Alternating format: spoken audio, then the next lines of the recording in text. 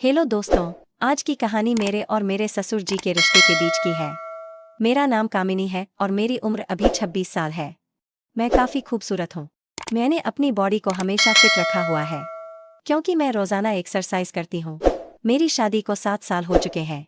मेरे mummy papa ने गरीबी की वजह से मेरी शादी कम उम्र में ही एक अमीर लड़के से करवा दी थी, लेकिन वह लड़का अक्सर बीमार रहता था। उसके हार्ट में कोई प्रॉब्लम थी। मैं अपनी शादी से ज़्यादा खुश नहीं थी, पर मेरे पति मुझसे बहुत ज्यादा प्यार करते थे। अब मेरी शादी को 2 साल हो चुके थे, लेकिन अभी तक कोई बच्चा नहीं हुआ था। हमारे घर में मैं, मेरे पति और ससुर जी रहते थे। हम तीनों ही बहुत प्यार से रहते थे।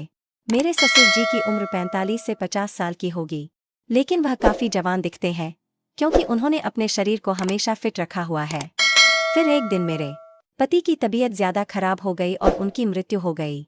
मेरे सामने मानो दुखों का पहाड़ टूट पड़ा हो। अब मैं एक विधवा हो चुकी थी। धीरे धीरे मेरे पति को गुजरे काफी समय हो गया था। अब मेरे ससुर जी और मैं दोनों ही घर में रहते थे। मैं बहुत ही उदास रहने लगी थी, लेकिन मेरे ससुर जी मुझे बहुत समझाते थे कि कामिनी, अब जो होना था वो हो गया है। इतनी टेंशन मत लो, तुम भी बीमार हो जाओगी। मैं तो कहता हूँ कि तुम दोबारा शादी कर लो। अभी तुम्हारी उम्र ही क्या है। पर साथ ही साथ वह मुझे अजीब सी नजरों से देखते थे। फिर मैं अपना घर चलाने के लिए जॉब करने लगी क्योंकि मेरे घर में अब कमाने वाला कोई नहीं बचा था। मैं दिन भर ऑफिस में रहती और शाम को घर आती।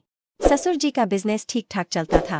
पैसों की कुछ खास चिंता नहीं थी। फिर भी मैं सोचती हूँ कि खाली घर पर बैठकर क्या करूँगी, इसलिए जॉब करती हूँ और थोड़ा दिल भी बहल जाता है, टाइम पास भी हो जाता है। अब मेरे पति को गए हुए बहुत दिन हो चुके थे, इसलिए मैं उनकी मृत्यु के सदमे से थोड़ा थोड़ा बाहर निकल रही थी। ऑफिस की सहेलियों ने मुझे बहुत समझाया कि तुम शादी कर लो। मेरी एक बहुत अच्छी सहेली है, हम दोनों साथ साथ ऑफिस जाती हैं। एक दिन ऑफिस से निकलते वक्त मेरी सहेली ने मुझे घर पर बुलाया क्योंकि मेरे ऑफिस और घर के बीच ही मेरी सहेली का घर है। तो मैं उसके घर चली गई। हमने चाय पी और इधर उधर की थोड़ी बातें की। मेरी सहेली ने कहा, क्या तुझे पता है ऑफिस में क्या चल रहा है? मैंने कहा, नहीं यार, मुझे उससे क्या फर्क पड़ने वाला है। वैसे भी तो मैं ऑफिस में अपना मन बहलाने के लिए ही जाती हूँ। फिर मेरी सहेली बोली, फिर तू सुन ले, हमारे ऑफिस में सभी लोग एक दूसरे से मिलकर रहते हैं और किसी को भी कोई समस्या हो वह सभी मिलकर सुलझा लेते हैं। देखो, जो काम वाली आंटी है वह विधवा हो चुकी है, लेकिन ऑफिस के लोगों ने मिलकर उनकी शादी करवा दी है। अब वह बहुत खुशी खुशी रहती है और उनका भी एक सहारा बन गया है। मैंने उसकी बातों पर ज्यादा ध्यान नहीं दिया और वहां से अपने घर चली आई। मैं थोड़ा थोड़ा अपनी सहेली की बातों को समझ रही थी कि वह मुझे शादी करने के बारे में बोल रही है। फिर मैंने घर आकर ससुर जी को खाना बना दिया और खुद भी खाना खाया। मैं अपने कमरे में बैठी थी। मुझे नींद नहीं आ रही थी। सुबह का समय था, आज रविवार था, मुझे ऑफिस नहीं जाना था। तभी मेरे दिमाग में मेरी सहेली के मुंह से सुनी हुई बातें चलने लगीं। मैं सोच सोच कर परेशान सी होने लगी। फिर मेरे दिमाग में कुछ आया और मैं अपने ससुर जी के कमरे की ओर चली गई।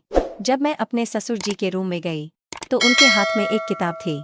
मुझे देखकर उन्होंने किताब को तकिए के नीचे रख दिया। मैंने देख लिया था कि ससुर जी कौन सी किताब देख रहे थे। मैंने कहा, ससुर जी, आप क्या पढ़ रहे हो? वह बोले, कुछ नहीं बहू, किताब देख रहा था। बस बताओ, क्या बात है? मैं बोली, कुछ नहीं ससुर जी, मुझे आपसे कुछ जरूरी बात करनी है। उन्होंने कहा, हाँ बहू, कहो, क्या बात करनी है? मैंने कहा, ससुर जी, बात थोड़ी अजीब है। मैं सोच रही थी कि आपसे कहूँ कि नहीं। उन्होंने कहा, अरे पहले तुम बोलो तो सही, क्या बात है? ऐसा कभी हुआ है कि तुमने कभी मुझसे कुछ मांगा हो और मैंने तुम्हें देकर ना दिया हो? तुम मेरा इतना ख्याल रखती हो। जो भी बात हो खुलकर बोलो। फिर मैंने हिम्मत करके ससुर जी से बोला, अब मेरे पति की मृत्यु को 2 साल होने को आए हैं। उनकी मृत्यु के बाद से मैं बड़ी मुश्किल से सदमे से बाहर आई हूँ। अभी मैं घर से बाहर जाती हूँ तो मुझे बड़ी दिक्कत होती है।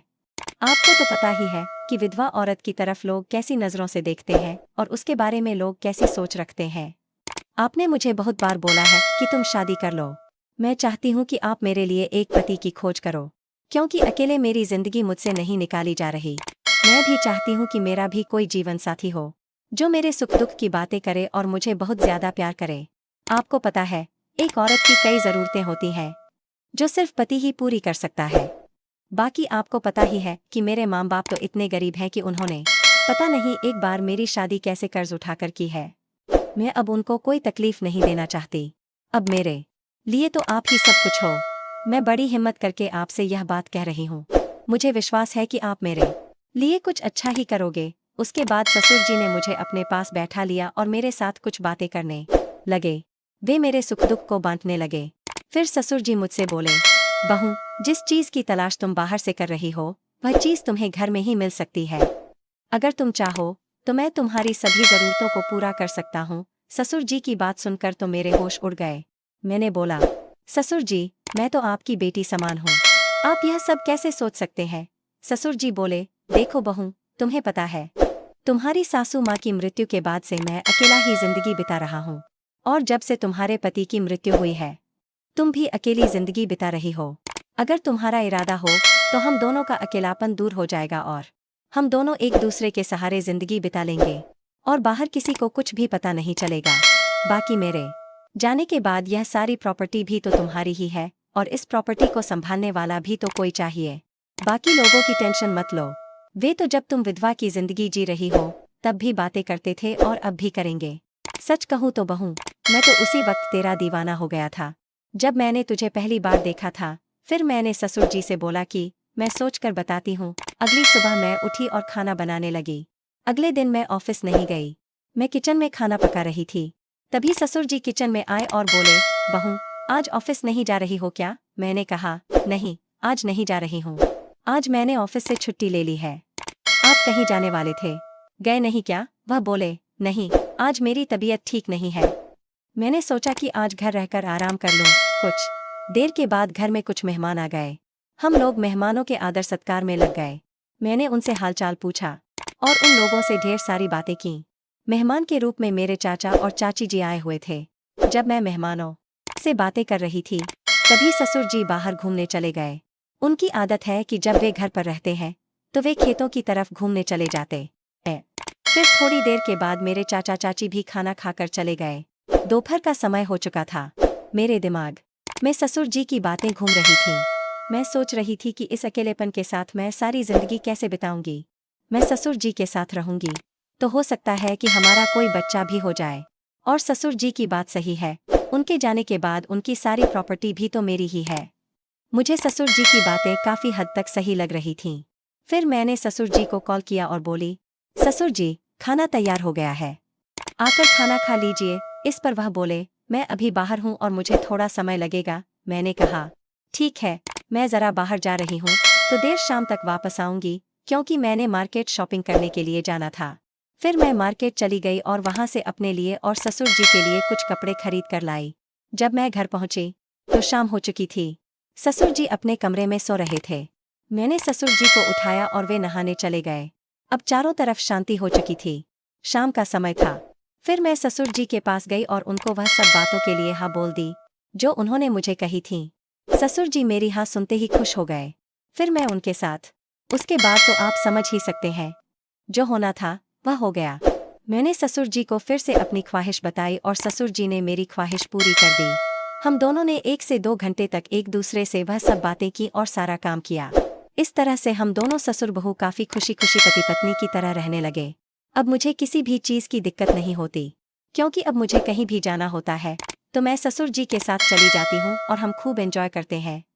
कुछ दिन बीत जाने के बाद ससुर जी बोले, कामिनी, अब तुम मेरे बिजनेस के बारे में सारा कुछ समझ लो और खुद सारा बिजनेस संभाल लो। फिर मैंने जॉब छोड़कर ससुर जी का सारा बिजनेस खुद संभाल लिया।